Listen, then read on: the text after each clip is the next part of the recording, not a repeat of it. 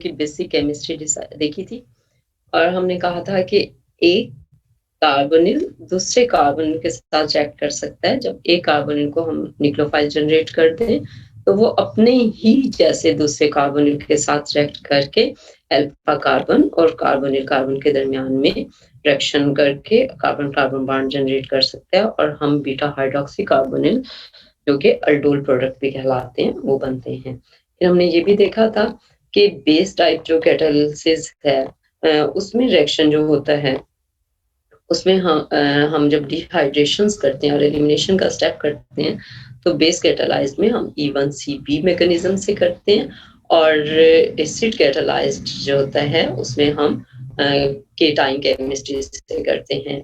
जो acid catalysed है उसमें इनोल होता है एज न्यूक्लियोफाइल, जो बेस कैटालाइज्ड है उसमें इनोलेट होता है एज इलेक्ट्रोफाइल। जो एसिड कैटालिसिस है उसमें इलेक्ट्रोफाइल ज्यादा स्ट्रॉन्ग हो जाता है, जो बेस कैटालाइज होता है उसमें न्यूक्लियोफाइल ज्यादा स्ट्रॉन्ग होता है और इस तरह से हम eight the and alpha beta unsaturated compounds बनाते हैं। फिर हमने ये भी देखा कि अगर अनसिमेट्रिकल हो तो उसमें बहुत सारे चॉइसेस हो सकते होते हैं। जितनी अल्फा कार्बन अवेलेबल होंगी उतने इनोलेट बनने का चांस हो जाएगा और फिर उतने ही कार्बोनिल कंपाउंड के साथ वो अपने के साथ भी और अपने से दूसरे के साथ भी वो कंडेंसेशन रिएक्शन कर सकते हैं। तो बहुत सारी प्रोडक्ट्स बनने के चांसेस होते हैं। उनमें इजी रखने के लिए जो वेज हैं वो ये कि फिर आप एक साइड ऐसी ले लें जहाँ पे कि इनोलाइजेबल प्रोटॉन अवेलेबल ना हो। इस तरह के रिएक्शंस जो हैं वो पॉसिबल होते हैं और उनमें हम क्या कर सकते होते हैं, जैसे कि एक एग्जांपल इलेक्ट्रॉन की भी थी और एक एग्जांपल मैंने ऊपर शो की थी आपको कि किस तरह से आप कर सकते हैं। आप कंडेंसेशन कर सकते हैं और कंडेंसेशंस के थ्रू आप अल्फा बीटा अनसैचुरेटेड कंपाउंड बनाते हैं। सो बेसिक मैकेनिज्म सेम ही है और बेस कैटालाइज में हमेशा आप E1CP मैकेनिज्म से करेंगे।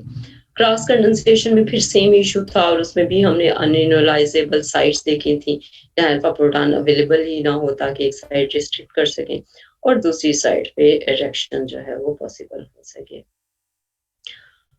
अल्डोल टाइप कंडेंसेशन में अल्डोल टाइप कंडेंसेशन में जब आप एक साइड को इनोलेट बना लें तो दूसरी साइड को आप स्ट्रॉन्ग इलेक्ट्रोफाइल ले लें, जैसे नाइट्रोफेनिल ग्रुप लगा हुआ ताकि रिएक्शन फैसिलिटेटेड में हो जाए और फिर आपने इनोलाइजेशन का स्टेप करना है जो कि हेल्प करेगा एलिमिनेशन करने में अल्फा बीटा अनसैचुरेटेड कंपाउंड्स बनाने के लिए। क्रॉस कंडेंसेशंस में हमने ये भी देखा कि इस तरह के कंपाउंड ले लें जो एक साइड सिर्फ इलेक्ट्रोफाइल ही हो, जैसे दोनों साइड पे फेनिल लगा हुआ है तो ये साइड सिर्फ फेनिल ग्रुप के तौर पे रिएक्ट कर सकेगी। फिर हमने ये भी देखा था, आई थिंक देखा था, हमने नाइट्रो को डिस्कस किया था क्लास में। मैम हमने स्लाइड 7 तक डिस्कस किया था। अच्छा अच्छा अच्छा अच्छा 8 नहीं की, ठीक है 7 तक किया था। तो 8 में भी सेम चीज है, आप देखिए चलें फिर मैं यहाँ से शुरू करती हूँ। इसमें भी जो एग्जांपल है वो ये है कि एक साइड पे आपकी अल्फा कार्बन इनोलाइज हो सकती है और दूसरे साइड पे दोनों फेनिल हैं तो यहाँ पे प्रोटॉन अवेलेबल नहीं है। ये साइड सिर्फ एस कार्बोनिल रिएक्ट करेगी, एज इलेक्ट्रोफाइल रिएक्ट करेगी और एट द एंड आपके पास ये प्रोडक्ट बनता है। जब आप एक साइड को इनोलाइज करवा के दूसरी साइड को आप रिएक्ट करवाएंगे, स्टेप्स आप प्रोडक्ट आपके सामने लिखा हुआ है, स्टेप आप रास्ते वाले जरा कर लें खुद से अपने पेजेस पे।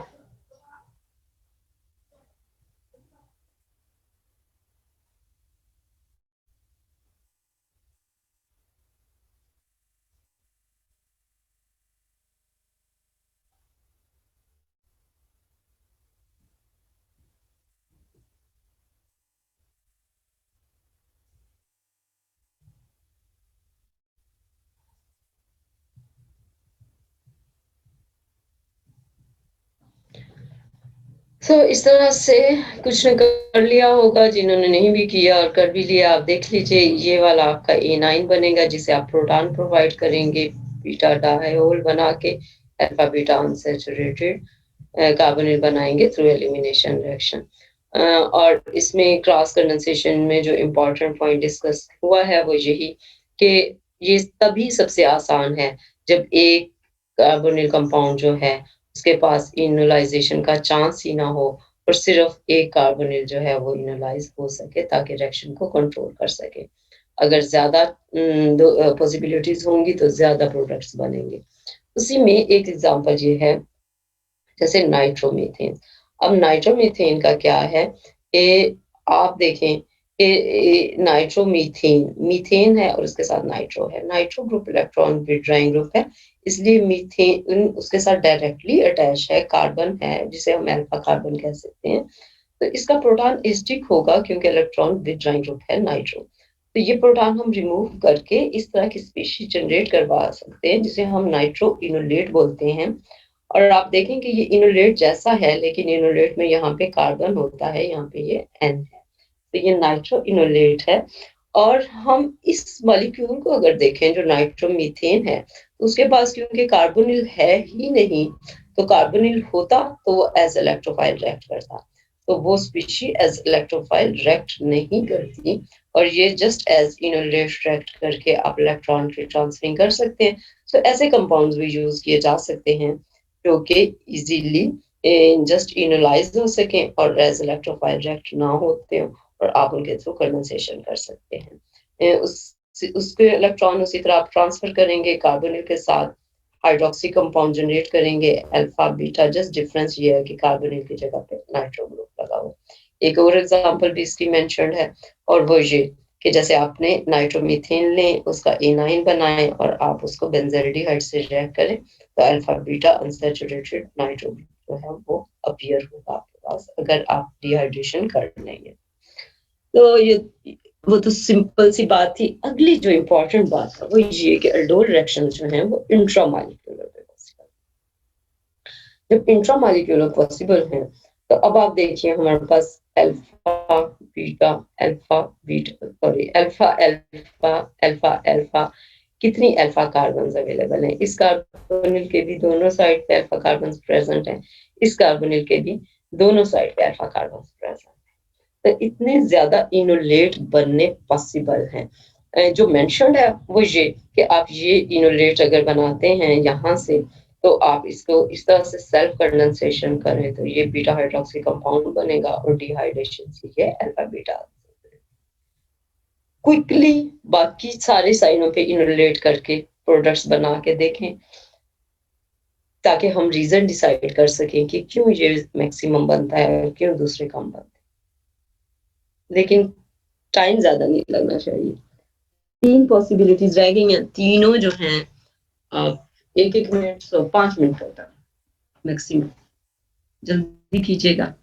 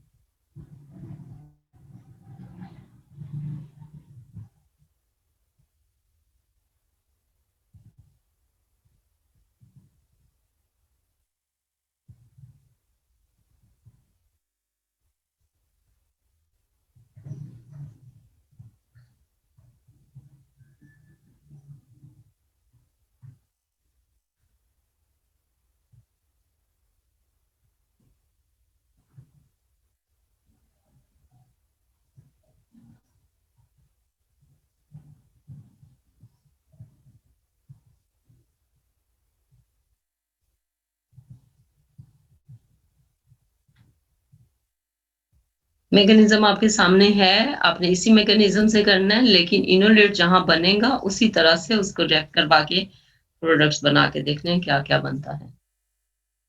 5 लोगों ने हाथ खड़े कर दिए हैं, साजदा, साइमा, शारिया,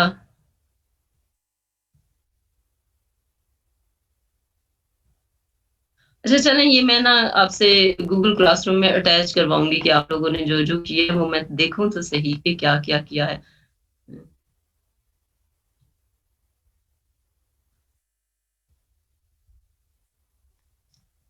11 लोग कर चुके हैं, good.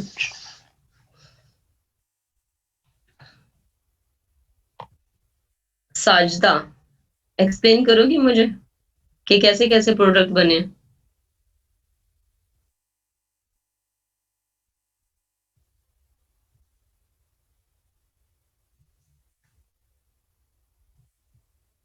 Sajda Faiz. Yes ma'am, मैं अभी कर रही थी, मैंने पहले वाला हाथ खड़ा किया था, मुझे भूल गया।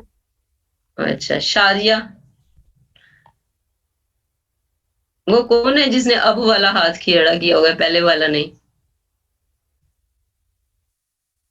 शारिया,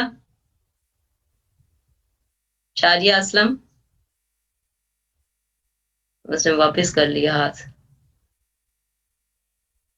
अंबर मारिया। अस्सलाम वालेकुम मैम। वालेकुम अस्सलाम। मैम ये पहले इसके इनोलेट बने हैं, तो उसके बाद हमने हाइड्रोजन को इसके ऊपर अटैक करवाया है, तो उसके बाद मैम इसने दोबारा दिए हैं उसको अपना मतलब जो उसके पास थे लोन पेयर, उसने आगे ट्रांसफर कर दिए और नेक्स्ट ये आगे नेक्स्ट इनोलेट हमारे पास बना है। प्रोडक्ट कैसा बना है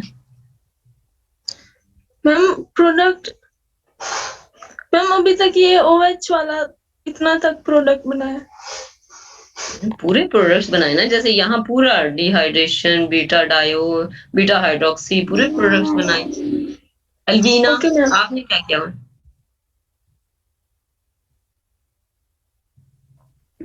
मैम इसमें जो अभी तक उन्होंने शो करवाई हुई है ना, ये वाली इसको एक्सप्लेन किया कि सबसे पहले हमारे पास हाइड्रोजन उसके ऊपर अटैक करेगा तो उसकी इनोलाइजेशन हो जाएगी। उसके बाद हमारे पास उसका पाई इलेक्ट्रॉन्स ट्रांसफर हो जाएंगे तो हमारे पास अल्कोहल बनेगा, मतलब कीटो अल्कोहल। और देन बाद में जब हम उसको हाइड्रोक्सिल को रिमूव करवा देंगे तो वहाँ पे हम डबल बॉन्ड इंसर्ट कर देंगे, हमारे पास वाटर की रिमूवल करवा रहे हैं, तो इसके रिजल्ट में हमारे पास डिहाइड्रेटेड प्रोडक्ट बन रही है। ये तो इसी तरह हुआ ना जैसे ये सामने आपके मेंशन्ड है। मेरा क्वेश्चन ये है कि जो बाकी इनोलेट हैं उनसे क्या बन रहा है आपके पास? मैम हमारे पास जो बाकी इनोलेट, इसमें 2 इनोलेट से तो एग्जैक्ट सेम प्रोडक्ट बनेगी, बस हमारे पास हाइड्रोक्सिल की पोजीशन का डिफरेंस होगा। हाइड्रोक्सिल की पोजीशन का डिफरेंस होगा, मतलब हाइड्रोक्सिल बीटा पे नहीं आएगा कि मैम चला अभी जाएगा? इसमें हमने नहीं मैम, पहले हमने जो ऊपर वाली साइड पे हमारे पास अटैक करवाया था हाइड्रोजन का, तो अगर हम इसी तरह हम नीचे वाली साइड पे अटैक करवाएंगे तो हमारे पास जो ये 7 मेंबर रिंग है ये लेफ्ट साइड पे बनेगी और हमारे पास 5 मेंबर रिंग राइट साइड पे बनेगी। अच्छा, और क्या प्रोडक्ट बनेगा? मैम अभी तो ये 2 ही बनाई है, लाइक सेम वाले की रिवर्स बनाई है। अच्छा चलें, ये आप लोग कर लीजिएगा क्योंकि मुझे आपसे समझना, यूं पूछ के समझना काफी मुश्किल हो रहा है, देख के ही मुझे पता चलेगा क्या किया हुआ है। मेरा क्वेश्चन आप गौर से समझ लीजिए। हर साइड पे आपने इनोलेट बनाना है, हर साइड पे इनोलेट बनाने के बाद आपने इसी तरह से कंडेंसेशन रिएक्शन करना है और फिर आपने उसको एक्सप्लेन करना है कि क्यों ये प्रोडक्ट कम बनता है और क्यों ये जो मैंने प्रोडक्ट मेंशन किया है ज्यादा बनता है। सो आपने ये गूगल क्लासरूम में मुझे अटैच करके देना है। इंट्रामॉलिक्यूलर की अगली एग्जांपल देखिए। इंट्रामॉलिक्यूलर की अगली एग्जांपल जो है उसमें फिर 2 कार्बोनिल कंपाउंड्स हैं और 2 8 आयंस यानी 2 पोजीशन पे और 8 पोजीशन पे कार्बोनिल कंपाउंड है इनके पास, और दोनों साइडों पे, 2 साइड्स पे इनोलेट बनने का चांस है। एसडी कंडीशन है इसलिए इनोल मेंशन हुआ है। अगर बेसिक कंडीशंस यूज करेंगे तो इनोलेट बनेगा। सो दोनों तरह से आपको करना आना चाहिए, इनोल भी और इनोलेट भी। अब यहाँ पे हमने एक साइड पे आप देखें तो ये थर्मोडायनेमिकली कंट्रोल जो सब्स्टिट्यूटेड है, दूसरी साइड पे देखें तो काइनेटिकली कंट्रोल जो लेस सब्स्टिट्यूटेड है। आपने दोनों इनोलेट बनाए, दोनों इनोलेट आपस में इंटरकन्वर्टेबल होते हैं। दोनों इनोलेट का पहली जो इनोलेट है, जो ऊपर वाला इनोलेट है, नंबरिंग करें कार्बन्स की और उसको अटैच करवा के देखें कि आपका प्रोडक्ट कितने मेंबर रिंग बनेगा। इनोलेट आपके सामने है, कार्बोनिल है इलेक्ट्रोफाइल, कार्बन्स की नंबरिंग करें और फिर मुझे बताएं। मैम 8 का बन रहा है। कर चुके हो या कि बुक खुली है? नो मैं वैसे ही देखकर बताया स्लाइड से अटैक करने का तरीका। ठीक है 8 मेंबर बनता है, ये शो कर दिया मैंने। लेकिन नंबरिंग प्लीज नंबरिंग जरूर कीजिएगा अपनी कापियों पे करते वक्त, क्योंकि होता यही है कि आप इतनी छोटी सी गलती कर देते हैं, कार्बन की गलती, और आपका क्वेश्चन वाला चल रहा है। तो आपने 8 मेंबर्ड बनाया है, दूसरी तरफ क्या बनेगा, दूसरी पॉसिबिलिटी। अब नीचे वाले जो सब्स्टिट्यूटेड इनोलेट है 6 मेंबर बन रही है। 6 मेंबर। सो ये देखें आपके सामने है, इनोलेट है, कार्बोनिल को करीब करके लिख दिया, घुमा के उसको, ताकि एक दूसरे के आमने सामने आ जाए। यहाँ ऊपर में भी इसी तरह हुआ है, नीचे भी इसी तरह हुआ है। 6 मेंबर बनता है, और क्योंकि 6 मेंबर सबसे स्टेबल साइकिल है, तो इसलिए मेजर अमाउंट जो है वो 6 मेंबर बनेगा, और फिर डिहाइड्रेशन हो जाएगी। सो इंट्रामॉलिक्यूलर में जो मेजर चॉइस है वो हमारी रिंग का साइज होता है, और रिंग के साइज में 5 और 6 मेंबर सबसे प्रेफरेबल साइज होते हैं। अगर ये बन रहे हैं तो हम इन्हें चूज करेंगे, सबसे पहले 6 को, फिर 5 को, और उसके बाद 7 को, उसके बाद फिर बाकी कोई सा भी। और जितना 4 मेंबर जो है ये सबसे 4, 3 ये स्ट्रेन रिंग्स होते हैं, तो इनकी चॉइस सबसे कम होती है। एक और एग्जांपल मेंशन दूसरे है, क्यों नहीं ज्यादा स्टेबल होते? स्ट्रेंड मैम दूसरे क्यों नहीं होते? मैम आपने बोला कि 5 और 6 मेंबर रिंग मतलब ज्यादा होते हैं प्रेफरेबल, तो दूसरे क्यों नहीं होते 8 और 7? हाँ, तो ये क्या आपकी पढ़ी हुई चीजें हैं कि आपने पढ़ा होगा इस चीज को कि 5 और 6 मेंबर जो है वो सबसे स्टेबल होते हैं, क्योंकि वो सबसे रिलैक्स एनवायरनमेंट होते हैं। आपने स्टीरियो केमिस्ट्री नहीं पढ़ी, और उसमें आपने कन्फॉर्मेशनल एनालिसिस नहीं पढ़ा? तो उसमें आपने पढ़ा नहीं है कि 6 मेंबर क्यों सबसे ज्यादा स्टेबल होता है? मैम क्योंकि उसमें वो पाई इलेक्ट्रॉन्स जो होते हैं वो ज्यादा सिरे से होते ही नहीं है 6 में बच्चे, बहुत आपके गलत कंसेप्ट है, इसीलिए मैं हैरान होती हूँ कि ऐसे कंसेप्ट के साथ क्यों आप ऑर्गेनिक केमिस्ट्री पढ़ रहे। रिंग 6 मेंबर रिंग के अंदर पाई इलेक्ट्रॉन कहाँ से आए, और 6 मेंबर की साइक्लोहेक्सेन की स्टेबिलिटी में पाई इलेक्ट्रॉन का क्वेश्चन कहाँ से आ सकता है?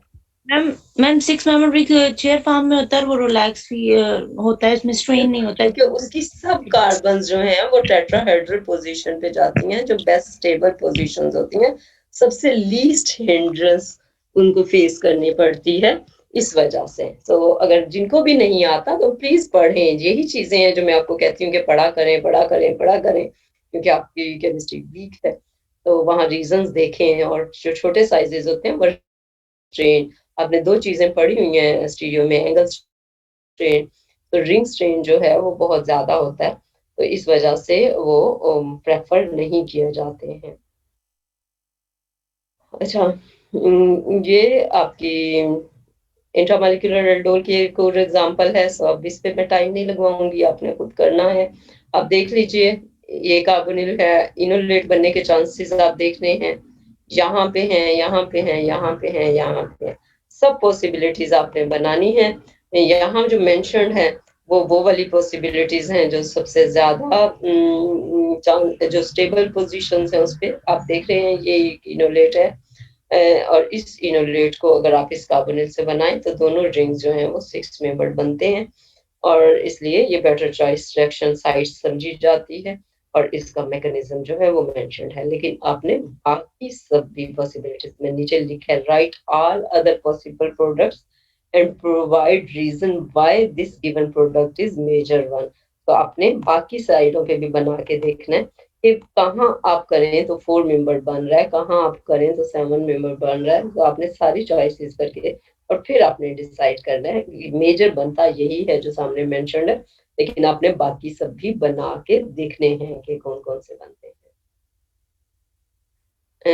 ये तो जस्ट एक्सरसाइज ही है, दोनों मॉलिक्यूल्स मेंशन्ड हैं, प्रोडक्ट दिया हुआ है, पूछा आपसे ये है कि आप मैकेनिज्म ड्रा करके देखें कि कैसे ये पर्टिकुलर प्रोडक्ट बनता है, कौन से मैकेनिज्म से ये वाले प्रोडक्ट जो है बनते हैं। मैकेनिज्म बुक में मेंशन्ड है, मैंने वहां से पेस्ट तो किया है, लेकिन मैं आपको करवा नहीं रही हूँ क्योंकि ये आप खुद से कर सकते हैं। सेल्फ कंडेंसेशन का स्टेप अब आपको करना आ गया है। क्विकली अगर मैं गो थ्रू करूँ तो आप देखें कि एक कीटो इनोलेट ये बना हुआ है और दूसरा इनोलेट ये बना हुआ है। दोनों पॉसिबिलिटीज के थ्रू आप इनोलेट को अगर साइक्लाइज करेंगे तो इधर ये वाला प्रोडक्ट बन रहा है और यहाँ पे आप नीचे देखें तो सेकंड वाला प्रोडक्ट बन रहा है। तो आपने अपनी चॉइस के अकॉर्डिंग जाना है, लेकिन आपने इस मैकेनिज्म को इन प्रोडक्ट्स पे अप्लाई करके देखना है। हाँ, आप ये जरूर कर सकते हैं कि जो सब्स्टिट्यूशन है उसको आप आर लिख के कर सकते हैं, जैसे यहाँ पे आर लिख के हुआ है, तो ये आप कर सकते होते हैं। दूसरी जो कंडेंसेशन है, एल्डोल टाइप कंडेंसेशन की जो दूसरी काइंड है वो क्लेजन कंडेंसेशन है, जिसका कल हमने क्लास में जिक्र भी किया था जब फैसल ने क्वेश्चन पूछा था। क्लेजन कंडेंसेशन जो है ये एस्टर की कंडेंसेशन है। स्टार्टिंग मटेरियल एस्टर्स होते हैं और जब एस्टर स्टार्टिंग मटेरियल्स होते हैं तो आप माइंड में ले आए कि अगर एस्टर फंक्शनल है तो वो C डबल बॉन्ड OR, तो मींस कि एक साइड तो उसकी ऑलरेडी ब्लॉक्ड है, वहां पे इनोलाइजेशन पॉसिबल नहीं है।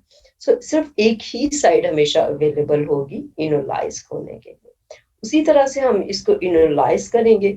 इनोलाइज करने के बाद हम आपस में उसको कंडेंस करेंगे, एक मॉलिक्यूल उसी का जिसको हमने इनोलाइज किया था उसको एज इलेक्ट्रोफाइल रिएक्ट करवाएंगे। रिएक्शन जब होगा तो कार्बन कार्बन बॉन्ड फॉर्मेशन होगा। जब आप कार्बन कार्बन बॉन्ड फॉर्मेशन कर लेंगे तो ये वो स्टेप है जिसका कल क्वेश्चन क्लास में हुआ था। तो यहाँ पे क्या होता है कि हम जब एल्डोज बनाते हैं तो हम इसे प्रोटॉन प्रोवाइड करके रोक लेते हैं बीटा हाइड्रोक्सी पे, क्योंकि उसके पास और कोई चॉइस नहीं होती। उससे ज्यादा स्टेबल प्रोडक्ट बन सकता है अगर ये इलेक्ट्रॉन वापस ट्रांसफर होके कार्बोनिल कंपाउंड बने और OR जो है वो एज लिविंग ग्रुप, क्योंकि OR लिव हो सकता है, अच्छा लिविंग ग्रुप है, ये अपने आप पे चार्ज अकोमोडेट कर सकता है, तो ये कंपाउंड पूरे का पूरा वहां से लीव हो जाता है एज एक्स लिविंग ग्रुप। जब ये लीव होता है तो ये जो प्रोडक्ट बनेगा ये 1,3 डाइकार्बोनिल 1 2 3। तो जो बीटा पोजीशन पे पहले हाइड्रोक्सी बनता था एल्डोल से, उसकी बजाय आप बीटा पोजीशन पे कार्बोनिल कंपाउंड इंट्रोड्यूस करवा देते हैं और इस तरह हम इसे बोलते हैं 1,3 डाइकार्बोनिल कंपाउंड। अब जो 1,3 डाइकार्बोनिल कंपाउंड्स हैं ये आपने कब पढ़े होंगे?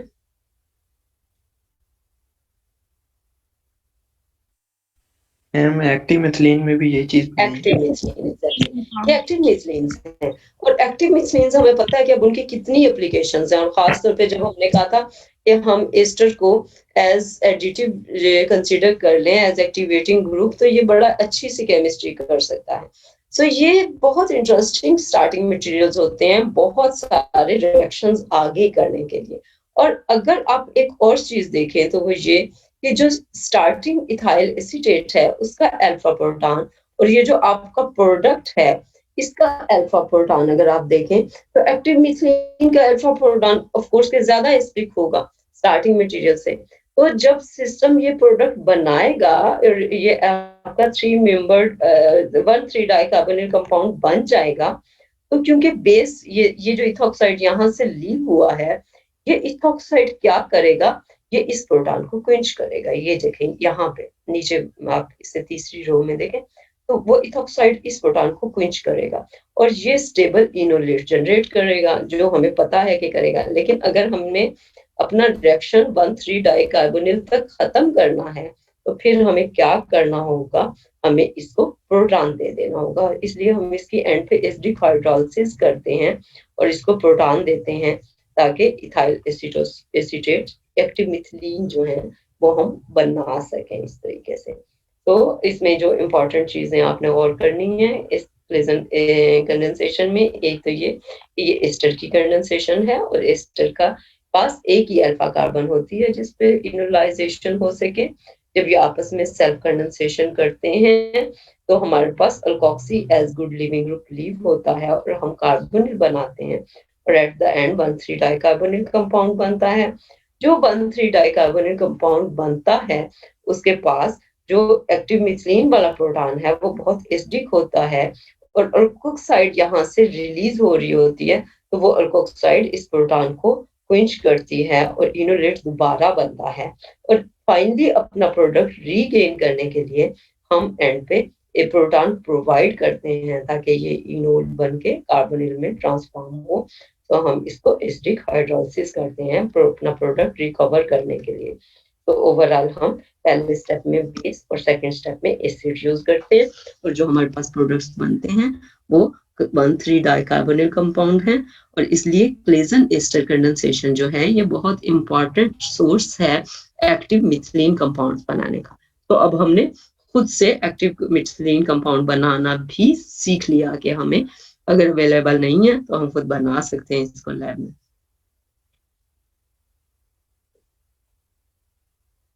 दूसरा इसी से मिलता जुलता रिएक्शन कि अगर यही रिएक्शन इंट्रामॉलिक्यूलर हो रहा हो, मींस कि एक ही सिस्टम के अंदर दोनों हो, यहाँ पे दो मॉलिक्यूल थे जो आपस में ऐड हो रहे थे, यहाँ पे वो दो की बजाय अगर एक ही मॉलिक्यूल के अंदर दो एस्टर्स हों तो फिर हम क्या करेंगे, जैसे कि एग्जांपल है डायथिल हेक्सेन डाइएट की।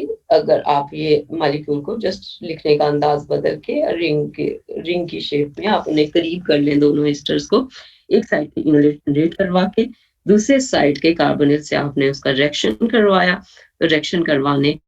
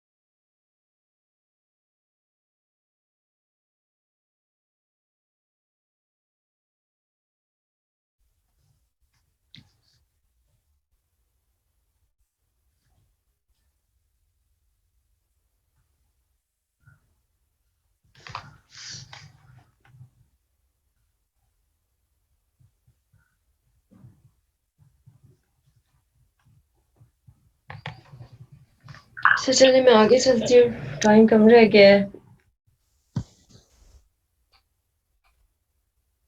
यस मैम कर लिया सामने लिखे मैकेनिज्म में ज्यादा देर नहीं लगनी चाहिए। रीजन जैसे मैंने आपको एक्सप्लेन की वो अपने माइंड को खुद रीजन दोबारा से जरूर बताएं।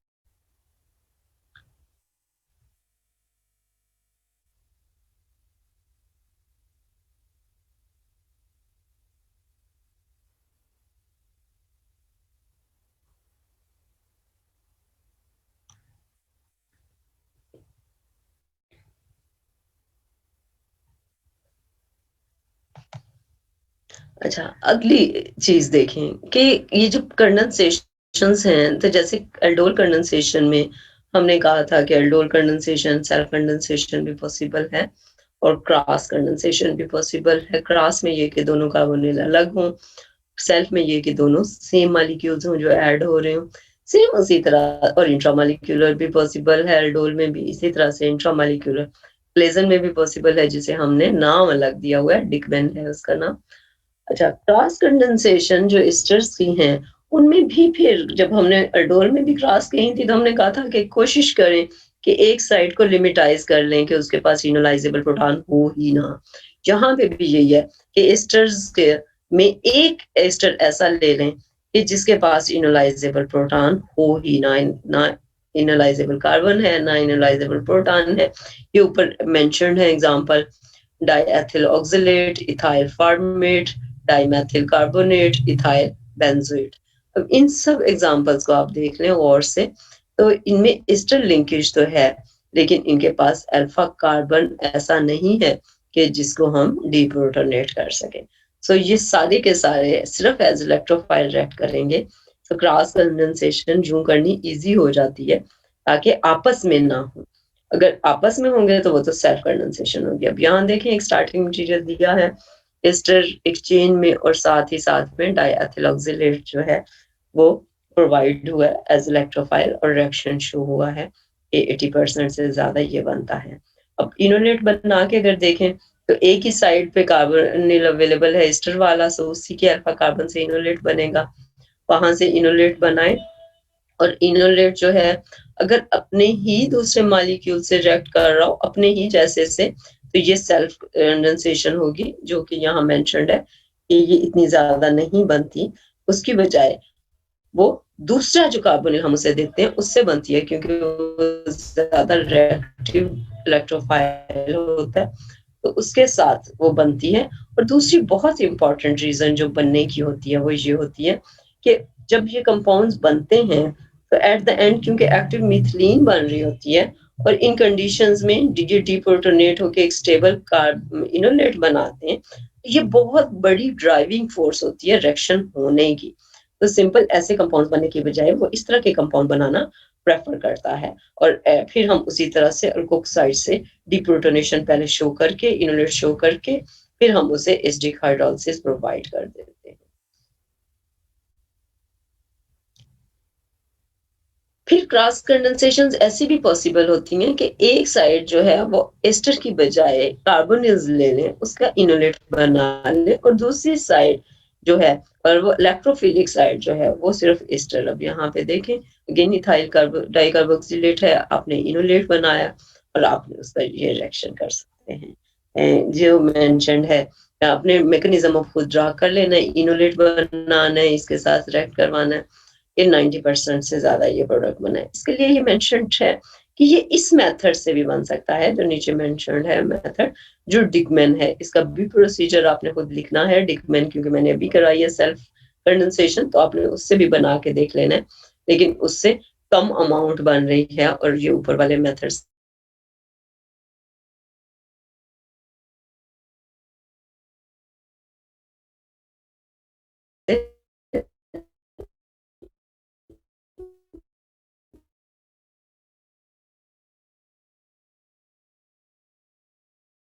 मैम आपकी आवाज नहीं आ रही।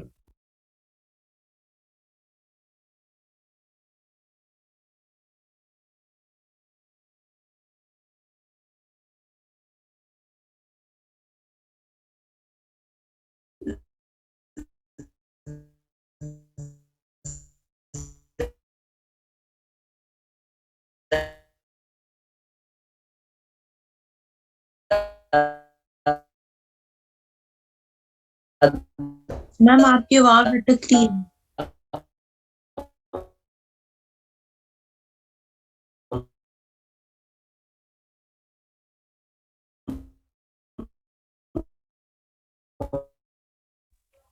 मैम आवाज नहीं आ रही।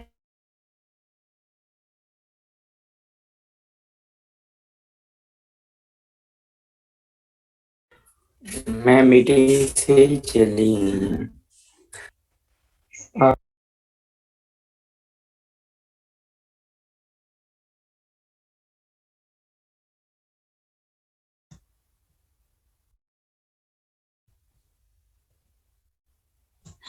मैम ये जो है कि आप जब काइनेटिकली से बना रहे हैं तो आपके पास ये प्रोडक्ट बन रहा है, जब आप थर्मोडायनामिकली से बना रहे हैं तो क्योंकि वो सब्स्टिट्यूटेड साइड रिएक्ट करेगी, तो ये सब्स्टिट्यूटेड साइड रिएक्ट करेगी तो वो दरमियान में आएगी। अब इन दोनों में जो डिफरेंस है इसे खुद हाथों से करके भी देखना है आपने। अब ये अगर सब्स्टिट्यूटेड साइड बने और इधर ये बने तो दोनों में डिफरेंस क्या है कि यहाँ पे ये एक्टिव मिथिलीन का प्रोटॉन अवेलेबल है, यहाँ पे एक्टिव मिथिलीन है ही नहीं, वो सब्स्टिट्यूटेड हुई है, तो वो इनोलाइज नहीं हो सकता। और हमने कहा था कि क्लेजन कंडेंसेशन बनने का, ये 1,3 डाइकार्बोनेट कंपाउंड बनने की एक बड़ी रीजन यही है कि इसके पास ये एक्टिव प्रोटॉन अवेलेबल होता है जिससे स्टेबल इनोलेट बनता है इस तरह वाला। इसलिए ये खुद बहुत रिएक्टिव रिएक्शंस देते हैं एस्टर्स के साथ रिएक्ट होते हुए, और ये 1,3 डाइकार्बोनिल जो है वो हमेशा वही देंगे जहां पे हमें प्रोटॉन अवेलेबल हो रहा हो रिमूव करने के लिए बेस से। तो इसलिए ये ऊपर वाला प्रोडक्ट जो है ये मेजर अमाउंट में बनेगा और नीचे वाला प्रोडक्ट जो है वो प्रेफर नहीं होगा। मैकेनिज्म प्लीज खुद से ड्रा जरूर करके देखिएगा। ये भी एक्सरसाइज है, आपने रिएक्शन के मैकेनिज्म्स ड्रा करके देखने हैं। स्क्रीनशॉट ले लें, दोनों के ले लें।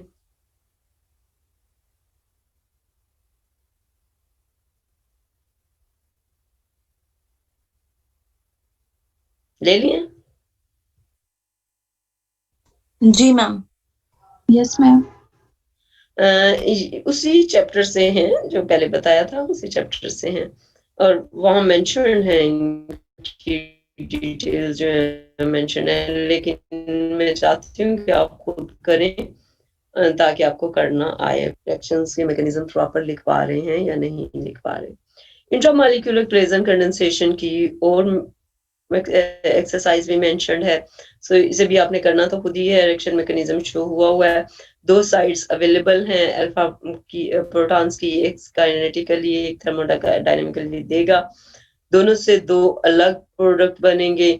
लेकिन मेजर चीज जो है वो देखने की यही है कि यहाँ देखें कि इनोलाइजेबल साइड वही एक्टिव मिथिलीन का प्रोटॉन अवेलेबल नहीं है, जबकि यहाँ देखें तो एक प्रोटॉन अवेलेबल है जो इनोलाइज हो सकता है। सो वो प्रोडक्ट हमेशा बनेगा जिसके पास कोई ऐसा प्रोटॉन अवेलेबल हो जो इनोलाइजेबल हो। अब आप देखें कि एक्टिव मिथिलीन आपने गौर से पहचान लेनी है। जैसे एक एक्टिव मिथिलीन यहाँ पे है लेकिन वहां पे मिथिलीन नहीं है, कार्बन वही है सैंडविच वाली, और यहाँ पे जो नीचे है वो ये कार्बोनिल, और फिर उससे साथ दरमियान में एक कार्बन, और फिर ये एस्टर वाला कार्बन। तो ये तीन कार्बोनिल जो है 1,3 डाई कार्बोनिल, तो नंबरिंग कर लेंगे तो आपको 1,3 डाई कार्बोनिल जो है वो पहचानने इजी हो जाएंगे।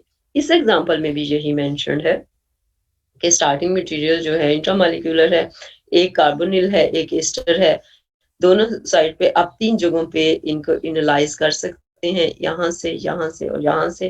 तीन डिफरेंट कलर्स के एरो से क्लेडर ने इसको शो किया